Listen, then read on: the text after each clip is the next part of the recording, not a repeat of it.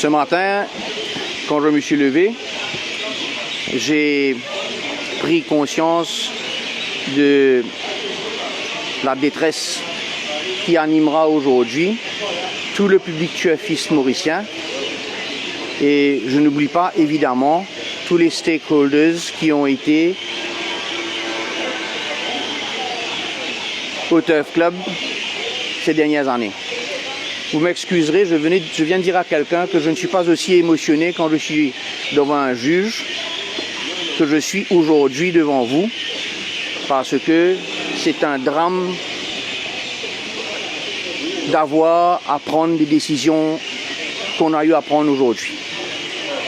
Les conséquences vont être évidemment importantes pour tout le monde, mais j'ai terminé mon allocution aujourd'hui en disant que 2023 est un cauchemar et que nous espérons que quand nous réveillerons en 2024, l'année sera meilleure. Cela veut dire ce que ça veut dire. Le MTC n'est pas mort, le MTC survivra et nous espérons des jours meilleurs. Évidemment, ça ne se passera pas en 2023, mais attendons voir. Quand nous sommes arrivés là en octobre 2022, je me rends rendu compte que les contributions que le MTCSL aurait dû faire pour le fonds de pension n'avaient pas été faits pour diverses raisons depuis quelque temps déjà.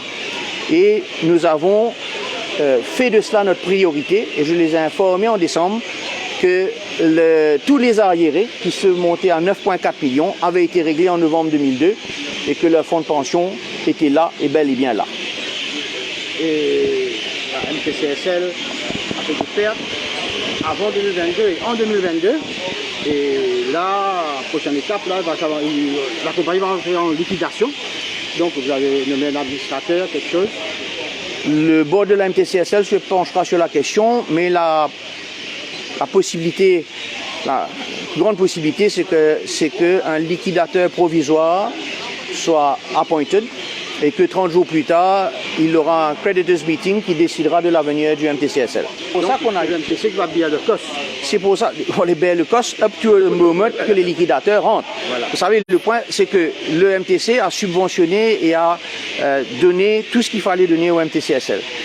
Nous sommes dans une situation aujourd'hui où nous avons pris des engagements devant des institutions financières, des engagements importants. Et au vu de ce que on nous a proposé en termes de cost sharing agreement, en termes de lease agreement et en termes de conditions, nous pensons qu'il serait totalement déraisonnable de continuer à faire des pertes. Et évidemment, les directeurs de la MTCSL ne peuvent pas se permettre sous la loi de savoir qu'ils font des pertes et de continuer à opérer. Donc ceux qui ont voulu que le Horse Racing Organizer soit une compagnie publique, ils avaient possiblement une idée derrière la tête, n'est-ce pas?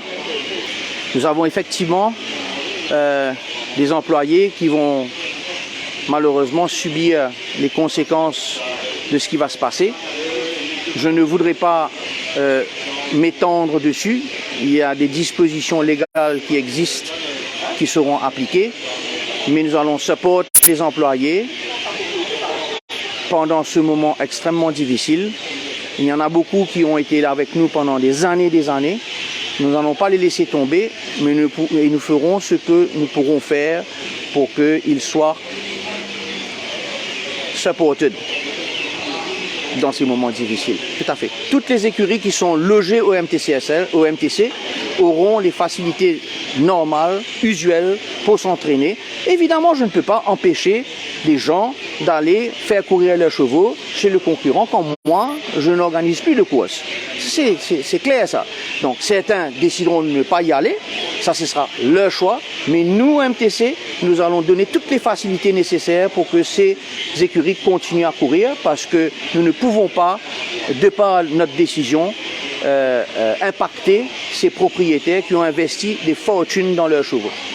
Pour plus de vidéos, cliquez sur like, abonnez-vous en cliquant sur subscribe et activez la cloche de notification pour rester informé.